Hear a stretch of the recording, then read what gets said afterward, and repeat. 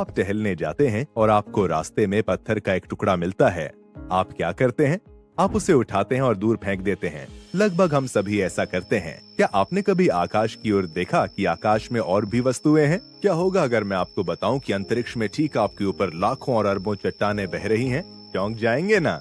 आइए जानते हैं कि ये क्या है और अगर ये धरती पर गिरे तो क्या हो सकता है।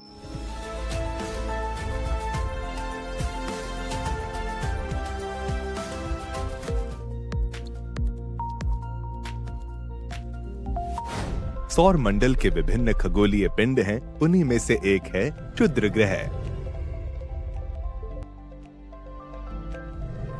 ये क्षुद्र ग्रह पत्थर और धातु के छोटे पिंड हैं, जो संख्या में बहुत ज्यादा हैं। वे ग्रहों की तरह सूर्य की परिक्रमा करते हैं।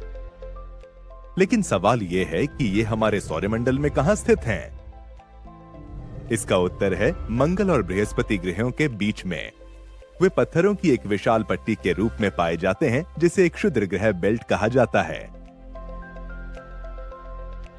वैज्ञानिकों के अनुसार क्षुद्र ग्रह उन ग्रहों के भाग होते हैं जो लाखों साल पहले विस्फोट होकर ग्रहों से अलग हो गए थे।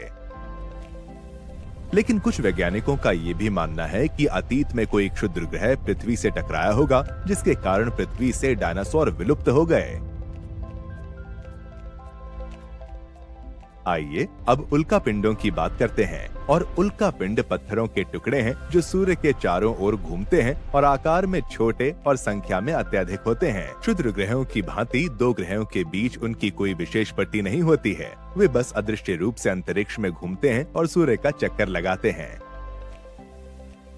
क्या आपको लगता है कि इन लाखों और अरबों उल्का पिंडों में से कोई भी कभी भी पथ से भटककर सीधे हमारे ग्रह से टकरा सकता है? हाँ, ऐसा हो सकता है। कभी कभी उल्का पिंड पृथ्वी के इतने नजदीक आ जाते हैं कि इनकी पृथ्वी पर गिरने की संभावना होती है। इस प्रक्रिया के दौरान वायु के साथ घर्षण होने के कारण ये गर्म होकर जल जाते हैं। हम आकाश में जिस चमकदार प्रकाश को देखकर मोहित हो जाते हैं, इसे ही टूटता हुआ तारा कहा जाता है। लेकिन कभी कभी ऐसा भी होता है कि उल्का पिंड पूरी तरह से जले बिना पृथ्वी की सतह पर आ गिरता है और जहाँ कहीं भी ये गिरता है उस स्थान पर बड़ा या छोटा गड्ढा बन जाता है। तो आइए अब हम क्षुद्र ग्रहों और उल्का पिंडों के बीच का अंतर जानते हैं।